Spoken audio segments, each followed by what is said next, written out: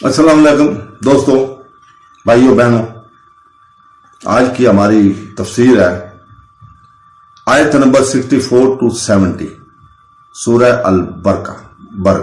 بقرہ۔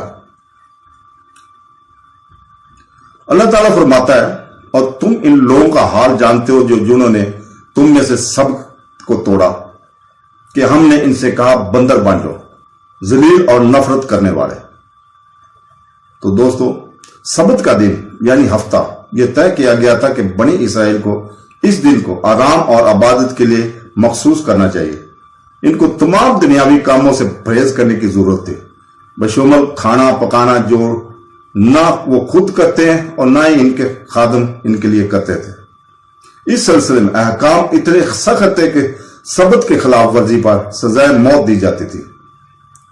تاہم جب اسرائیلیوں میں مذہبی اور اخلاقی پستی پھیل گئی تو وہ سبت کے دن کی کھلی بے حرمتی میں ملوث ہو گئے، یہاں تک کہ یہودی شہروں میں ان کی دن کی روشنی میں تجارت اور تجارت کی جاتی تھی۔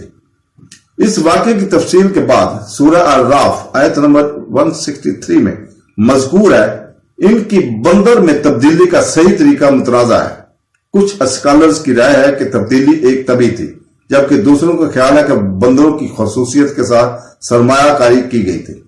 لیکن قرآن میں اس واقعے کو جس الفاظ میں انداز بیان کیا گیا، دونوں سے معلوم ہوتا ہے کہ جو کچھ ہوا وہ محض اخلاقی تبدیلی کی بجائے بعض افراد کے بندر میں تبدیل ہونا تھا۔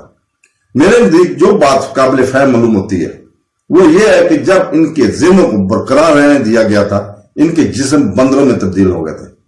اور یاد کرو، جب تم نے ایک آدمی کو قتل کیا اور جرم کے بارے میں آپس میں اختلاف کیا، لیکن اللہ نے وہ چیز نکالی جو تم تکمون تھے، تو ہم نے کہا اس مردہ کو اس گائے کے ٹکڑے سے مارو۔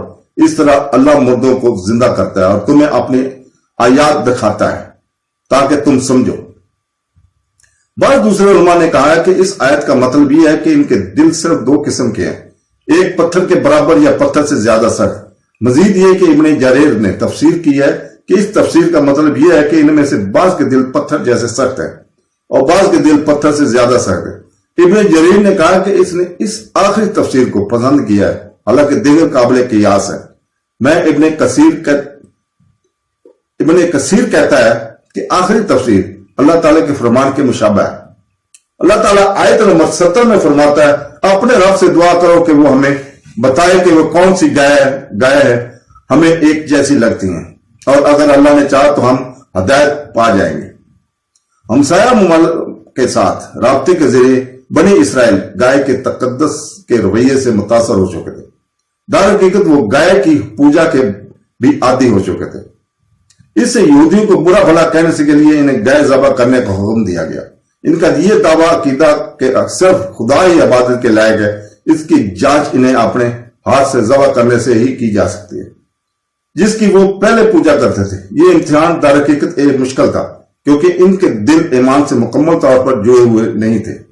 لہذا انہوں نے اس مسئلے کو حل کرنے کی کوشش کی کہ انہیں کس قسم کے جانور کو ذبح کرنے کی ضرورت تھی، لیکن انہیں جتنا زیادہ دریافت کیا عملے کے لیے اتنا ہی تنگ ہوتا گیا، یہاں تک کہ اس اشارے اتنے ہی واضح ہو گیا کہ جیسے کسی نے اپنی انگلی اس مخصوص جانور پر ڈال دی ہو جس کو اسے ذبح کرنے کی ضرورت تھی۔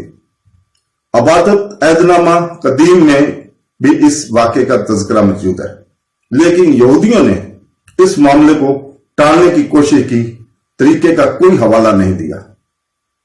تو دوستو، اللہ حافظ۔